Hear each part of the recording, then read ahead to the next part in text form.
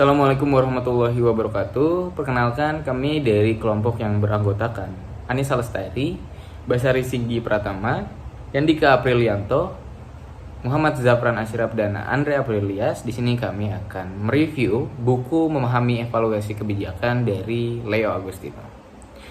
Untuk yang pertama adalah Evaluasi Pelaksanaan Undang-Undang Nomor 23 Tahun 2014 tentang pemerintahan daerah di sektor sumber daya alam, bidang mineral dan energi. Untuk latar belakangnya sendiri, ini karena terbitnya Undang-Undang Nomor 23 Tahun 2014 tentang daerah atau UU Pemda secara implisit telah membawa perubahan yang signifikan dalam pola hubungan kewenangan antar daerah. Adapun analisis model kebijakan dari Leo Agustino, ada 4 faktor yang di-highlight. Yang pertama adalah sumber daya alam. Dari belum optimalnya koordinasi antar pemerintah. Yang kedua, kelembagaan. SKPD tidak berperan dalam fungsi pengawasan dan pengendalian. Yang ketiga itu finansial. Ketidakjelasan dalam pengaturan personel, aset, dan keberlanjutan penganggaran di level kabupaten atau kota. Dan yang terakhir yaitu regulasi atau belum adanya pedoman yang terintegrasi dari evaluasi pelaksanaan Undang-Undang Nomor 23 Tahun 2014 tersebut. Adapun rekomendasi yang diberikan oleh Leo Agustino dalam bukunya adalah yang pertama, mendorong keberlanjutan untuk industri minerba secara keseluruhan. Yang kedua, mempercepat tersusunnya peraturan pemerintah yang mengatur perubahan nomenklatur. Yang ketiga, menyusun wilayah kerja tambang. Itu terkait evaluasi pelaksanaan Undang-Undang Nomor 23 Tahun 2014 tentang pemerintahan daerah di sektor sumber daya alam, bidang mineral dan energi. Selanjutnya, ada evaluasi pembatalan peraturan daerah dalam kerangka sistem hubungan pusat dan daerah. Adapun latar belakangnya adalah karena mendorong dan merujuk pada kondisi yang terjadi, pelaksanaan otonomi daerah masih terasa jauh dari harapan dan masih banyak penyimpangan yang terjadi di berbagai bidang. Salah satu diantaranya yaitu persepsi yang keliru mengenai penilaian tentang keberhasilan otonomi yang merujuk pada tinggi atau rendahnya pendapatan asli daerah atau PAD. Analisis model kebijakan Leo Agustino meng-highlight ada 3 faktor. Yang pertama terkait kelembagaan. Lemahnya pengawasan pemerintah pusat pada daerah terutama dalam hal pemberdayaan, pencegahan, dan pengembangan potensi daerah. Yang kedua yaitu regulasi. Kurangnya dukungan jejaring stakeholder sehingga perda didominasi oleh kepentingan tertentu yang berpengaruh pada proses pembentukan produk hukum daerah. Dan yang ketiga yaitu sumber daya alam. Undang-undang pemerintah daerah tidak menjadi rujukan kementerian atau lembaga yang terkait dengan otonomi daerah. Nah, ini berimplikasinya pada terjadi tumpang tindih dan disharmonisasi kebijakan antar kementerian atau lembaga tersebut. Rekomendasi yang diberikan oleh Leo Agustino dalam bukunya ada 3 poin. Yang pertama, mengupayakan sinkronisasi kerangka kebijakan terkait dengan pembentukan produk hukum daerah. Yang kedua, mengoptimalkan koordinasi pembinaan dan pengawasan produk hukum daerah oleh pemerintah pusat. Dan yang ketiga, meningkatkan pemahaman kepala daerah, DPRD, dan kapasitas kompetensi, serta integrasi birokrasi mengenai pembentukan produk hukum daerah. Dan itu yang bisa saya sampaikan. Selanjutnya akan disampaikan oleh teman-teman saya. Terima kasih.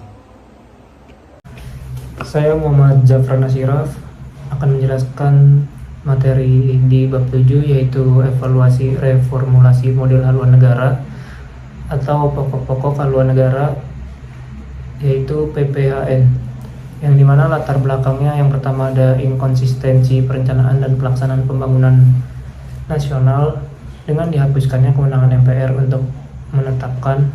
Yang kedua, tidak sinkronnya payung hukum yang sudah ada terhadap peraturan di bawahnya tentang perencanaan pembangunan nasional antara pusat dengan daerah.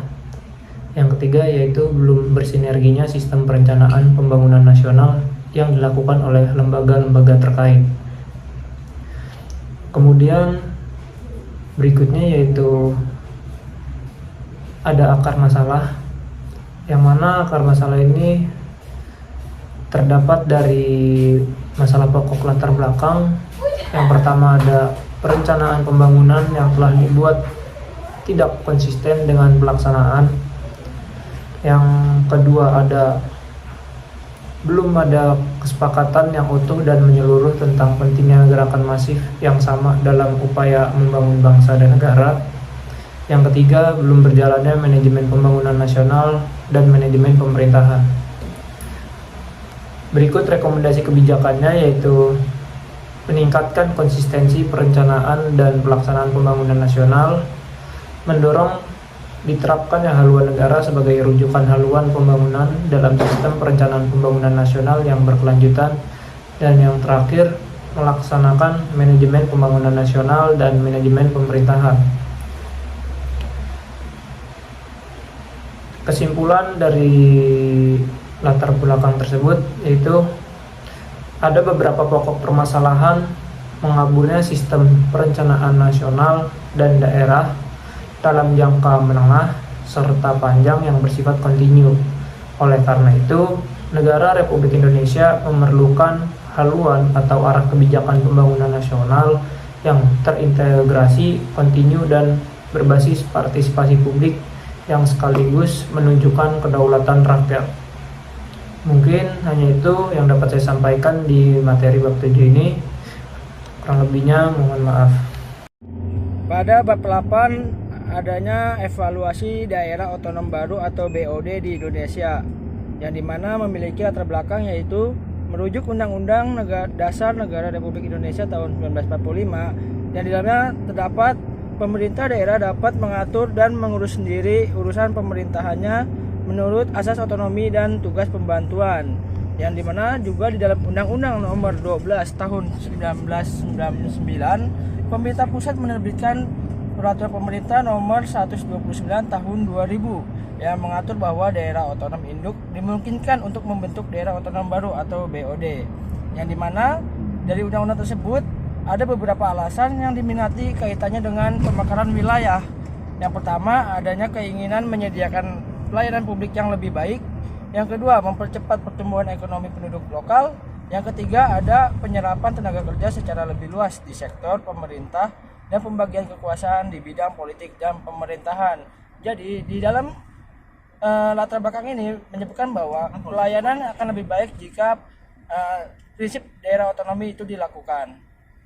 Selanjutnya dari latar belakang tersebut terdapat akan masalah pokok, yaitu yang pertama, inkonsistensi implementasi kebijakan dan kelemahan regulasi di bidang otonomi daerah.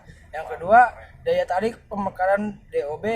Yang ketiga, belum lengkapnya regulasi turunan Undang-Undang Nomor 23 Tahun 2014 tentang pemerintah daerah. Yang keempat, ada politisasi pemekaran DOB. Dari akar masalah tersebut, ada beberapa rekomendasi dari kebijakan yang telah dibuat. Yang pertama, adanya menjamin adanya kepastian hukum dalam penentuan pemekaran DOB. Yang kedua, ada meningkatkan alokasi dana transfer daerah bagi pemerintah daerah yang berprestasi. Yang ketiga, adanya mempercepat grand design penataan daerah dan grand strategi pemekaran daerah sebagai instrumen perencanaan dan pengendalian pembangunan daerah secara menyeluruh. Yang terakhir, ada menciptakan pemerataan kesejahteraan masyarakat sehingga dapat mengatasi disparitas wilayah dan kesenjangan pembangunan antar wilayah.